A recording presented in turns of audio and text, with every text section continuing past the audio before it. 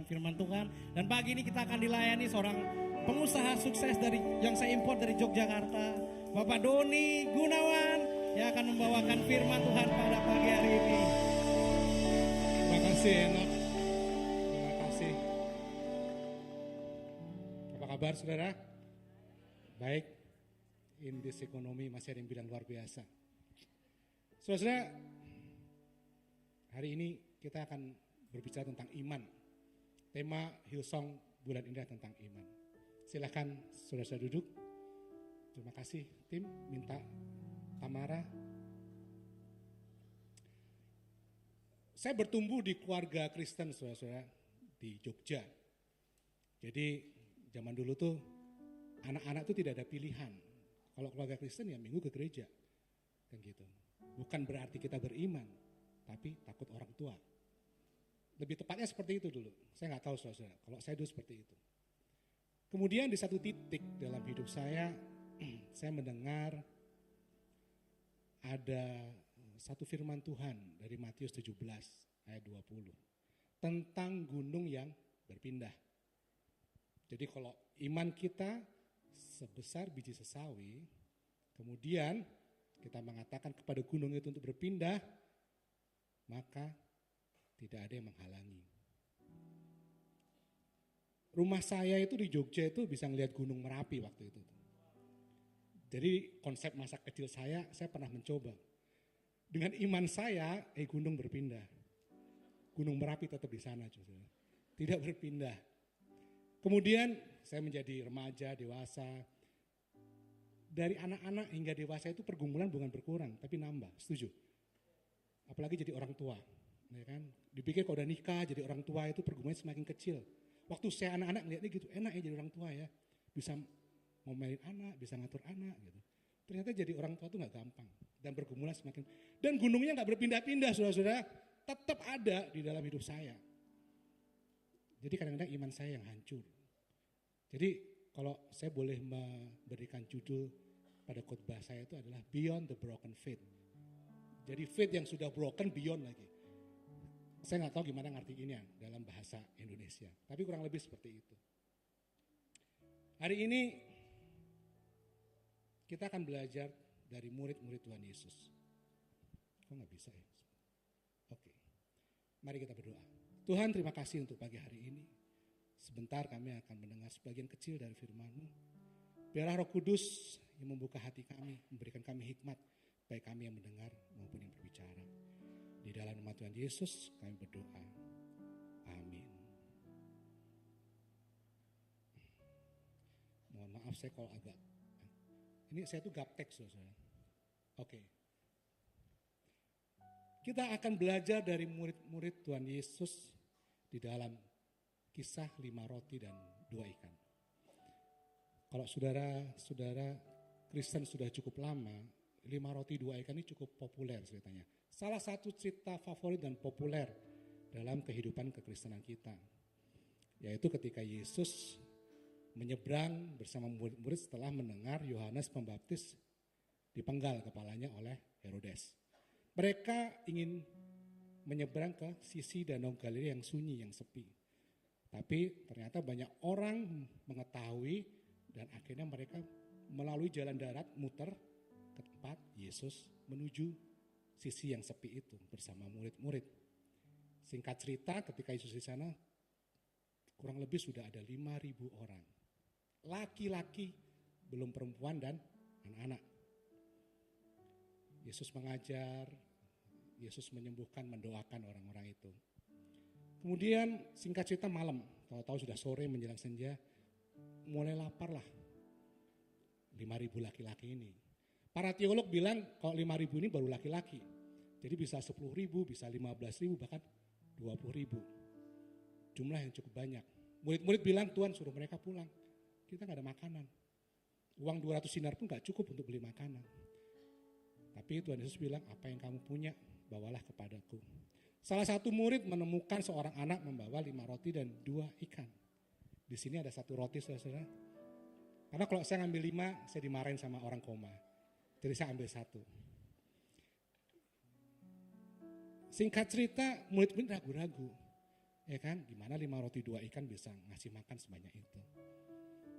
Mereka membawa 5 roti 2 ikan itu kepada Yesus, Tuhan Yesus mendoakan dan mengucap syukur, kemudian membagikan. Ini menariknya, saudara, setelah itu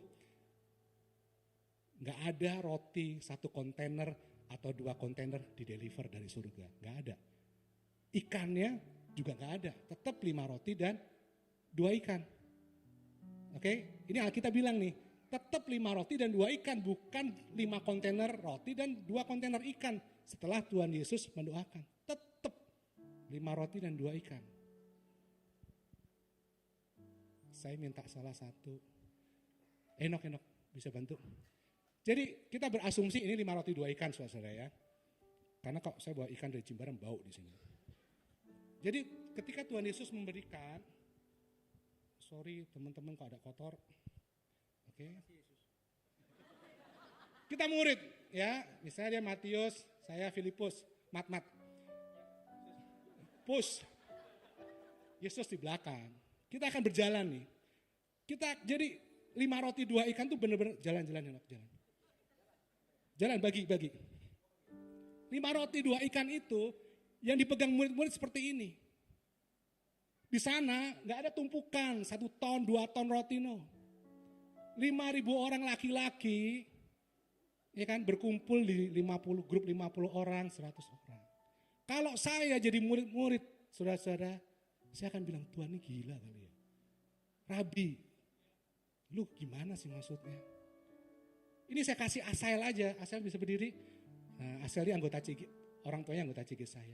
Mungkin habis nih saudara. Gimana sih yang membagi ini kira-kira 600 orang. Tapi murid-murid terus berjalan, walaupun mungkin ada keraguan. Singkat cerita, saya nggak bagikan, kena tangan saya. Singkat cerita, thank you Henok. Singkat cerita, saudara-saudara, semua 5.000 laki-laki itu bisa makan dengan kenyang dan sisa 12 bakul. Oke? Ada mukjizat? Ada. Murid-murid terlibat dalam mukjizat? Ya kan? Murid-murid terlibat dalam proses terjadinya sebuah mukjizat. Tapi citranya belum berakhir di situ. Markus tidak berhenti di situ. Markus 6 ayat 52. Bisa tampil enggak? Jadi LED ini tadi pagi baik-baik aja saudara. Mungkin karena mau diajak pindah ke gedung baru dia ngambek, saya nggak tahu. Tahu-tahu mati. Sebab sesudah peristiwa roti itu, mereka belum juga mengerti dan hati mereka tetap degil. Murid-murid ketika sudah mengalami mukjizat, bahkan terlibat dalam miracle itu, mereka tetap tidak mengerti. Tetap degil. Ceritanya belum berhenti di sana. Markus meneruskan. Setelah 12 bakul dikumpulkan, hari menjelang malam, Tuhan Yesus minta kepada murid-murid untuk naik ke perahu. Untuk menyeberang ke sisi satunya lagi, yaitu ke Betsaida. Murid-murid taat. Kalau bisa saya garis besarin, taatnya itu harusnya di bold. Taat. Tuhan Yesus tidak ikut, Tuhan Yesus naik ke bukit untuk berdoa. Berlayarlah murid-murid itu ke seberang. Saya nggak tahu jam berapa. Kemudian diceritakan di dalam Alkitab kira-kira di penjagaan yang keempat. Jadi nelayan di Danau Galilea waktu itu tuh membagi 4 jam penjagaan. Penjagaan pertama itu dari jam 6 sampai jam 9 ketika mereka mulai berlayar. Penjagaan kedua dari jam 9 sampai jam 12 dan seterusnya 12 ketiga ya. Dan yang penjagaan keempat itu jam 3 sampai jam 6 pagi. Di penjagaan keempat dituliskan oleh Markus, tiba-tiba datanglah angin sakal. Dalam bahasa Asia itu enontios. Angin yang sangat kencang dan terjadi terus menerus. Jadi kalau angin sakal ini datang, nelayan memilih untuk tidak melaut. Mereka bukan di laut, mendanau, kan nggak mungkin. Jadi mereka milih untuk tidak nyari ikan, intinya seperti itu. Tapi karena mereka taat, mereka berlayar. Mereka stuck, saudara. Tetap di tengah, nggak bisa minggir, nggak bisa maju, nggak bisa mundur. Ternyata kita bisa belajar. Sebuah ketaatan belum tentu menghilangkan kesulitan. Kadang-kadang kita memilih untuk taat, tapi kesulitan datang. Kesulitan ada. Kita mau belajar dari beberapa tokoh Alkitab tentang hal ini. Misalnya Yusuf. Yusuf diberi mimpi oleh Tuhan. Kemudian dari mimpi itu, ya kalau kita dikasih, ini gini, kalau saya dan saudara punya mimpi, secara logika, dari muda untuk mencapai goal itu, kita harus mendekat kepada mimpi kita atau goal kita. Tapi ternyata Yusuf berbeda, saudara. Ketika Yusuf menceritakan mimpi itu kepada ayahnya, kepada kakaknya, hidupnya yang pertama dia dibuang. Awalnya mau dibunuh, kemudian dibuang oleh saudaranya. Setelah dibuang, dijual jadi budak. Setelah jadi budak, hidupnya enak sebentar di rumah Potifar. Tapi yang paling menarik di dalam kisah Yusuf itu adalah ketika Yusuf taat untuk menolak ajakan istri Potifar. Dia taat kepada Allah untuk tidak berzina. Tapi apa saudara? Yusuf masuk penjara. Sama, murid-murid taat naik perahu berada di badai.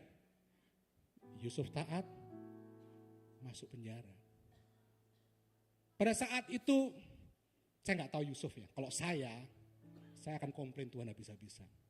Kalau saya. Ya. Tapi memang diceritakan Yusuf tidak pernah komplain di dalam hidupnya. Selama 13 tahun Tuhan diam. Kemudian kita bisa belajar dari tokoh lain, Abraham misalnya. Ketika Tuhan meminta Abraham untuk mempersembahkan Ishak, Abraham taat. Padahal Ishak adalah anak perjanjian Tuhan kepada Abraham. Tapi Abraham taat. Tuhan diam selama 3 hari di dalam kisah Abraham. Tuhan diam selama 13 tahun di dalam kisah Yusuf. Tidak ada firman Tuhan dalam kisah Yusuf selama 13 tahun. Tidak ada malaikat yang datang. Nothing. Dalam Abraham 3 hari.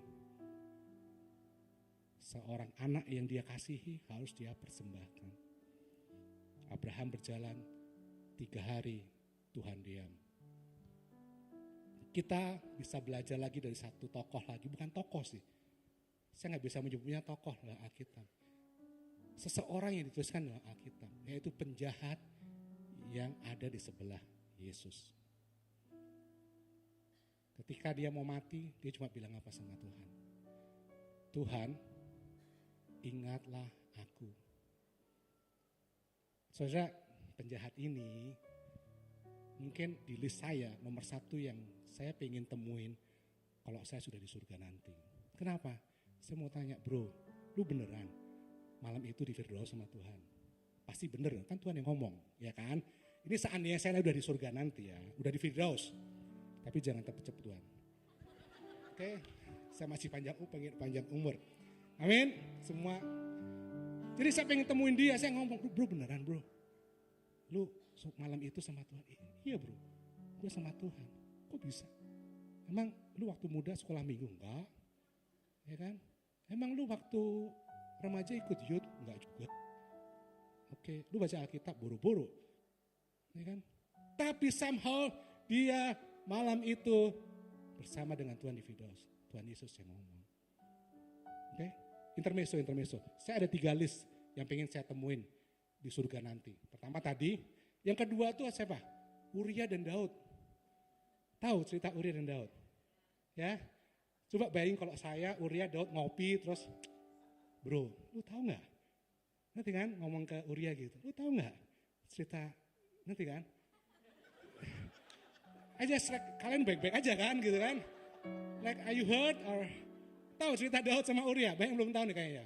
Jadi Uria itu punya istri Betseba. Betul ya? Betseba ya. Kemudian Daud tuh senang sama Betseba. Uria dikirim sama Daud untuk berperang, ditaruh paling depan, kurang ajar Daud ini. Iya kan, biar mati si Daud. Si Uria. Jadi Daud raja. Ya kan, dia perintahin tuh, lu perang sana Uria. Tapi lu gua taruh paling depan. Biar lu mati, biar gua bisa ambil istri lu. Kan kurang ajar dia ini kan.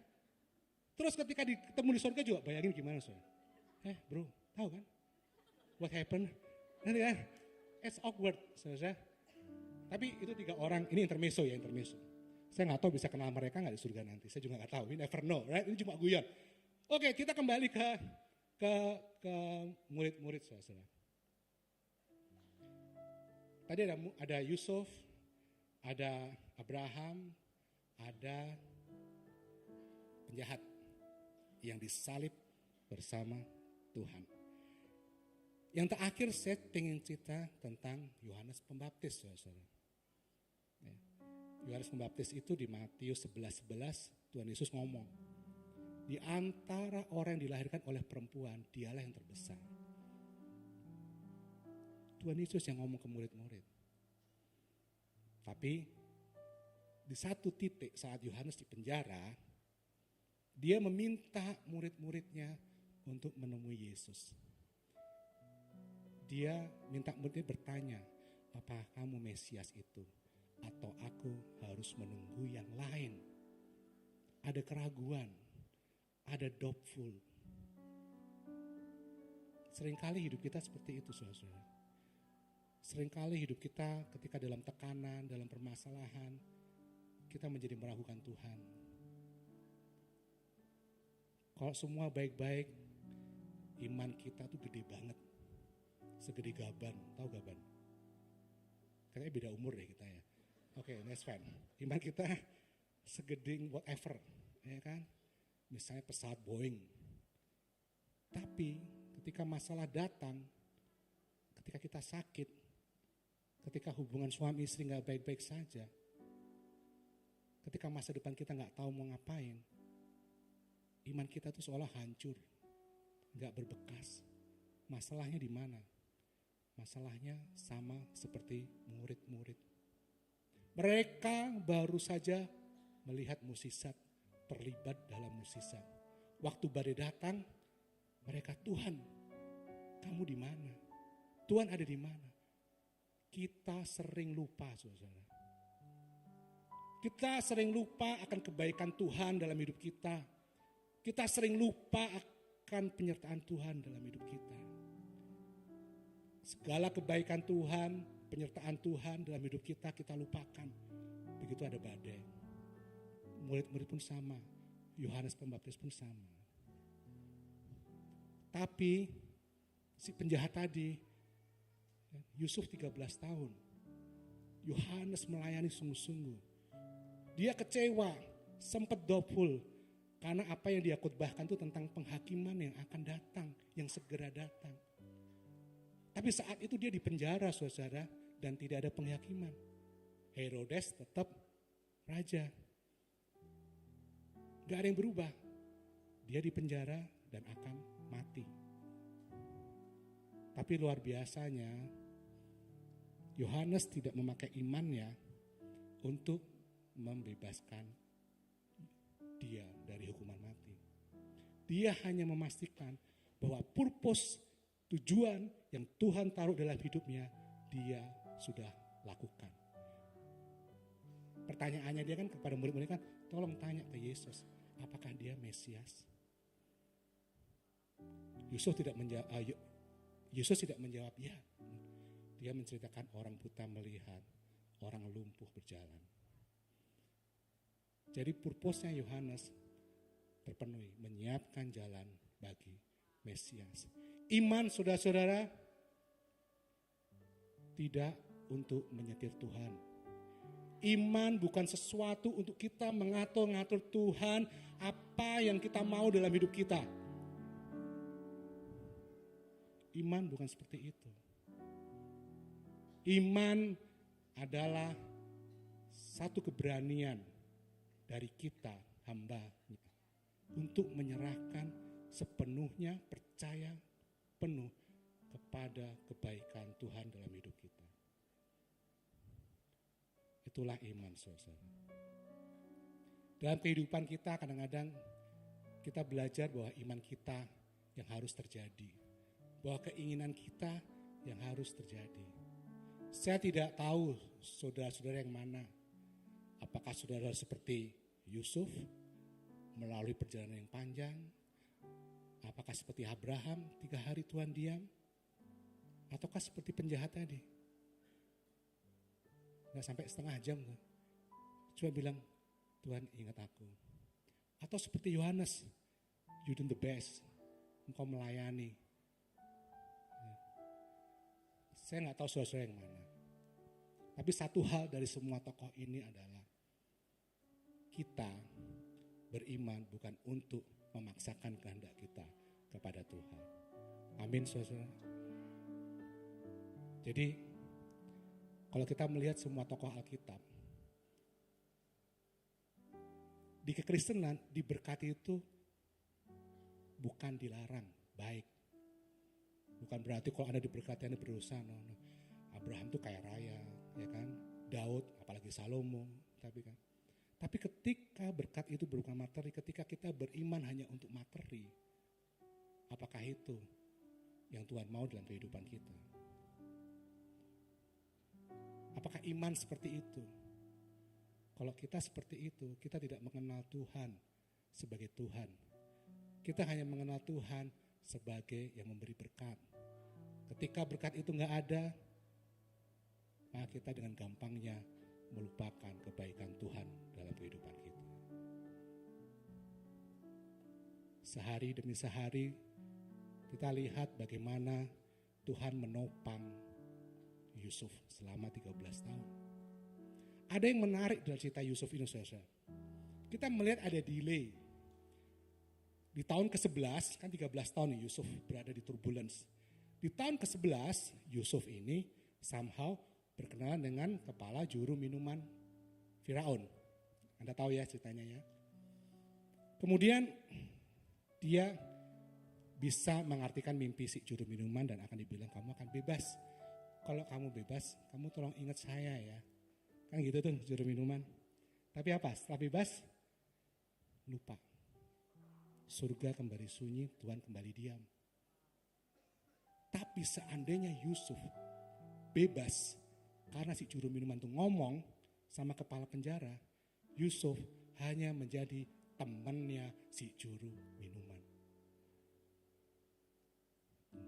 Nobody.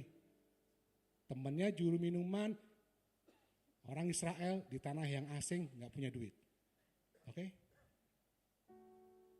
Tuhan menunda lagi 2 tahun.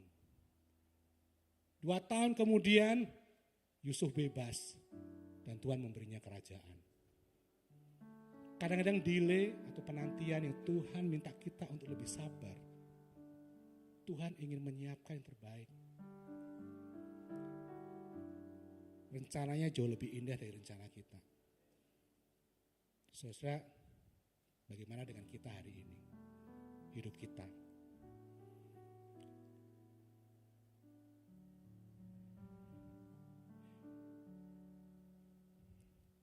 Jadi, iman adalah keberanian kita untuk menempatkan segala permasalahan kita kepada tangan yang berlubang, yang telah mati di kayu salib bagi saya dan saudara. It's okay not to be okay. It's okay untuk mengeluh, untuk bertanya. Yohanes yang dibilang yang terbesar pun bertanya. Ada keraguan. Tapi ketika Anda ragu-ragu, ketika Anda bertanya, bertanyalah kepada Kristus. Jangan tulis di Instagram, saudara-saudara. Ya. Kalau di Instagram, ya kan teman Anda syukurin loh. Ya gitu kan. Kok ketawanya keras sekali dua ibu-ibu ini. Oke.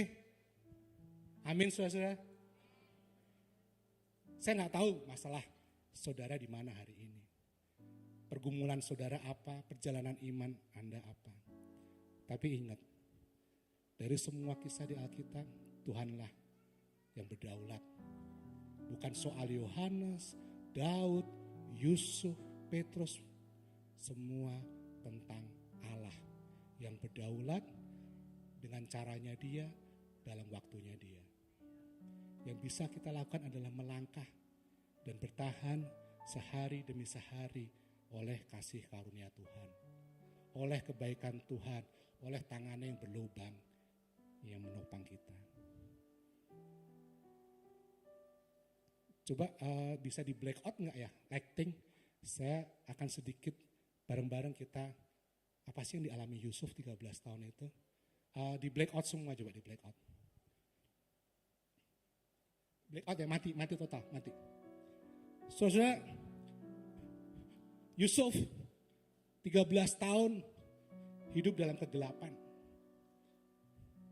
Tidak tahu arah, tidak tahu jalan, tidak tahu endingnya di mana. Gelap.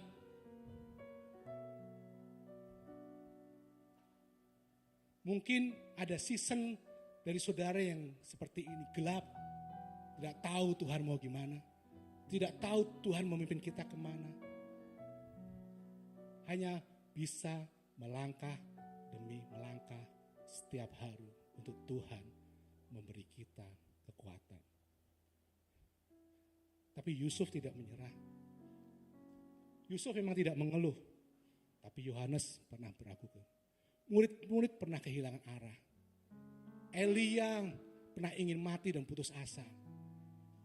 Kalau Anda sebutkan dari Kejadian ke Wahyu, tidak ada yang sempurna.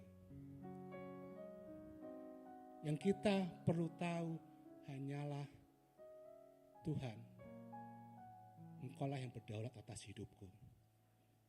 Kita perlu belajar dari penjahat yang disalib bersama Tuhan. Ingatlah aku Tuhan, ingatlah aku.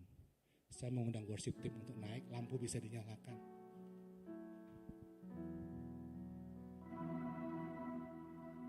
Kita akan menyanyikan sebuah lagu, saya minta Anda saudara bangkit berdiri.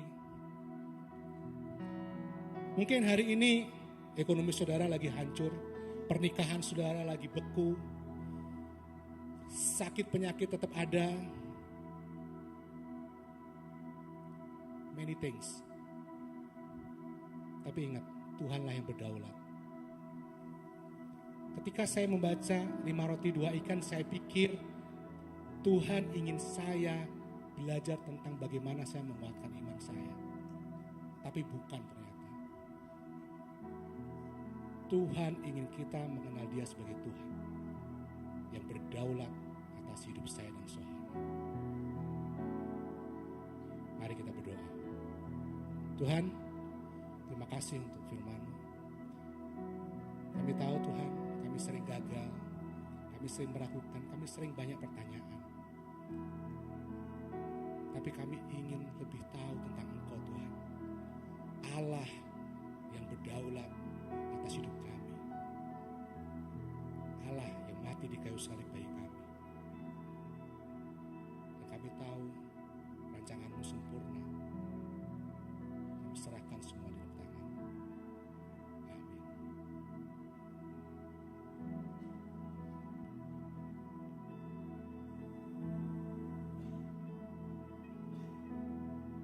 Jiwaku